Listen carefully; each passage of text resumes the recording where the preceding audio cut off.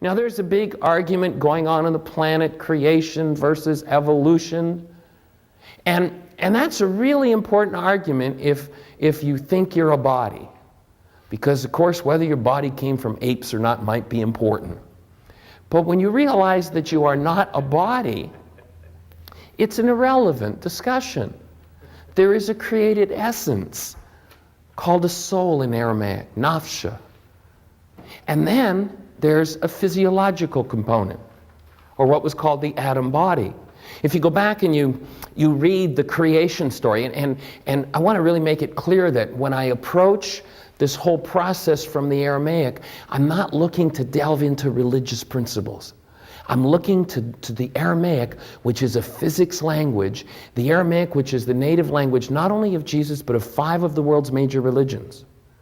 There's a reason for that, and I think the reason is because each of those religions started out of a physics language that knew how the world worked.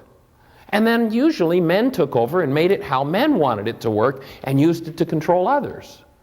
But in the original essence, there was a story about, here's how life works, folks. So let's look at the creation story.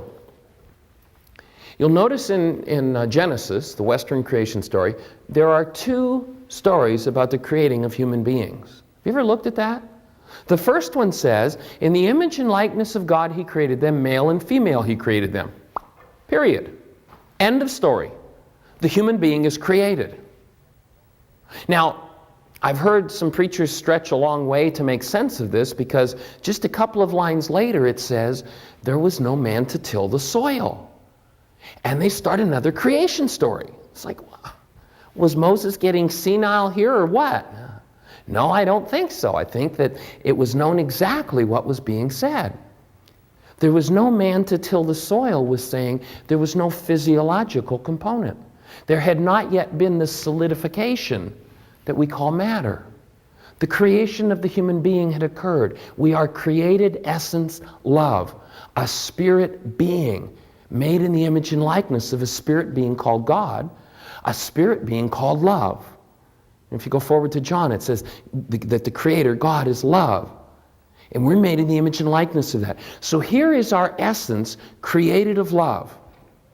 Now, I've asked this question of you before, and I'll ask it again because it's such an important question. How many can remember coming into a world and looking around at the world of strife and conflict and fight and negativity and looking through small eyes that said, that's not the way the world's supposed to work. It's supposed to be different than that. How many remember knowing? Most everybody remembers.